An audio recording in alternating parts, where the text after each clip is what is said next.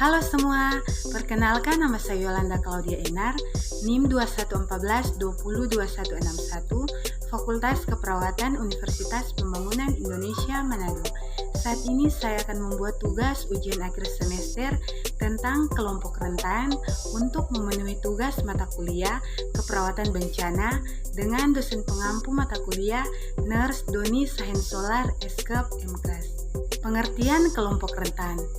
Menurut Undang-Undang Nomor 24/2007 Pasal 55 Ayat 2, kelompok rentan dalam situasi bencana adalah individu atau kelompok yang terdampak lebih berat diakibatkan adanya kekurangan dan kelemahan yang dimilikinya yang pada saat bencana terjadi menjadi berisiko lebih besar, meliputi bayi, balita, dan anak-anak, ibu yang sedang mengandung atau menyusui, penyandang cacat atau disabilitas, dan orang lanjut usia. Pada dasarnya, pengertian kelompok rentan tidak dijelaskan secara rinci, hanya saja dalam Undang-Undang Nomor 39 Tahun 1999 Pasal 5 Ayat 3 dijelaskan bahwa setiap orang yang termaksud kelompok masyarakat yang rentan berhak memperoleh perlakuan perlindungan yang lebih berkenan. Kelompok masyarakat yang rentan adalah orang yang lanjut usia, anak-anak, fakir miskin, wanita hamil, dan penyandang cacat. Sedangkan menurut Human Rights Reference yang dikutip oleh Iskandar Hussein, disebutkan bahwa yang tergolong ke dalam kelompok rentan adalah yang pertama pengungsi, yang kedua orang-orang yang terlantar, yang ketiga kelompok minoritas, yang keempat pekerja migran, yang kelima orang pribumi atau penduduk asli dari tempat pemukiman, yang keenam anak-anak, yang ketujuh perempuan. Identifikasi kelompok berisiko. Terdapat individu atau kelompok-kelompok tertentu dalam masyarakat yang lebih rentan terhadap efek lanjut dari kejadian bencana yang memerlukan perhatian dan penanganan khusus untuk mencegah kondisi yang lebih buruk pasca bencana. Kelompok-kelompok ini diantaranya anak-anak, perempuan, terutama ibu hamil dan menyusui, lansia, individu-individu yang menderita penyakit kronis dan kecacatan. Identifikasi dan pemetaan kelompok berisiko melalui pengumpulan informasi dan data demografi akan mempermudah perencanaan tindakan kesiapsiagaan dalam menghadapi kejadian bencana di masyarakat. Yang pertama bayi dan anak, yang kedua perempuan, yang ketiga lansia, yang keempat individu dan keterbatasan fisik atau kecacatan. Tindakan yang sesuai untuk kelompok rentan. Untuk mengurangi dampak bencana pada individu dari kelompok-kelompok rentan di atas, petugas-petugas yang terlibat dalam perencanaan dan penanganan perlu mempersiapkan peralatan-peralatan kesehatan sesuai dengan kebutuhan kelompok-kelompok rentan tersebut. Contohnya, ventilisator untuk anak-anak, alat bantu yaitu yang pertama untuk individu yang cacat, alat-alat bantu, persalinan, dan lain-lain. Yang kedua, melakukan pemetaan kelompok-kelompok rentan. Yang ketiga, merencanakan intervensi-intervensi untuk mengatasi hambatan informasi dan komunikasi. Yang keempat, menyediakan transportasi dan rumah penampungan yang dapat diakses. Yang kelima, menyediakan pusat bencana yang dapat diakses. Adapun tindakan-tindakan spesifik untuk kelompok rentan akan diuraikan pada pembahasan berikut. Yang pertama, tindakan yang sesuai untuk kelompok berisiko pada bayi dan anak.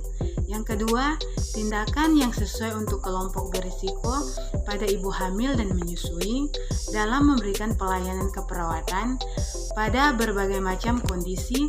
Kita harus cepat dan bertindak tepat di tempat bencana.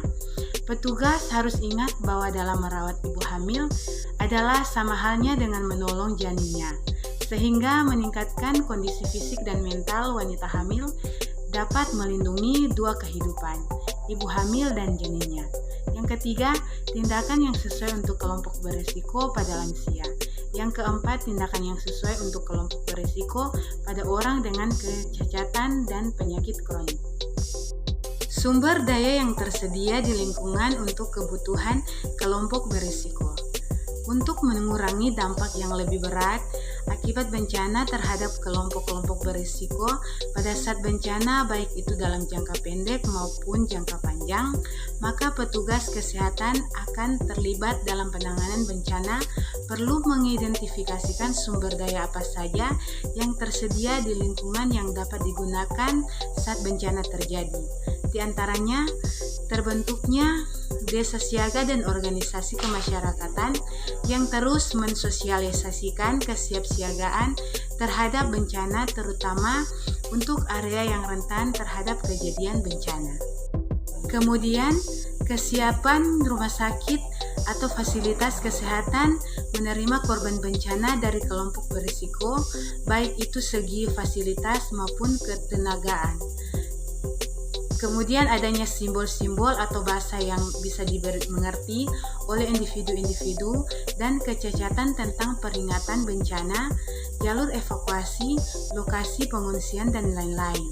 Kemudian adanya agensi-agensi baik itu dari pemerintah maupun non-pemerintah yang membantu korban bencana, terutama kelompok-kelompok berisiko seperti Agensi Perlindungan Anak dan Perempuan, Agensi Pelacakan Keluarga Korban Bencana, dan lain-lain. Lingkungan yang sesuai dengan kebutuhan kelompok berisiko. Setelah kejadian bencana, adalah penting sesegera mungkin untuk menciptakan lingkungan yang kondusif yang memungkinkan kelompok berisiko untuk berfungsi secara mandiri sebagaimana sebelum kejadian bencana, diantaranya menciptakan kondisi atau lingkungan yang memungkinkan ibu menyusui untuk terus memberikan ASI kepada anaknya dengan cara memberikan dukungan moral, menyediakan konsultasi laktasi dan pencegahan depresi, membantu anak kembali melakukan aktivitas-aktivitas reguler sebagaimana sebelum kejadian bencana seperti penjagaan kebersihan diri, belajar atau sekolah, dan bermain, melibatkan lansia dalam aktivitas-aktivitas sosial dan program lintas generasi, misalnya dengan remaja dan anak-anak untuk mengurangi resiko isolasi sosial dan depresi, menyediakan informasi dan lingkungan yang kondusif untuk individu dengan keterbatasan fisik, misalnya area evakuasi yang dapat diakses oleh mereka.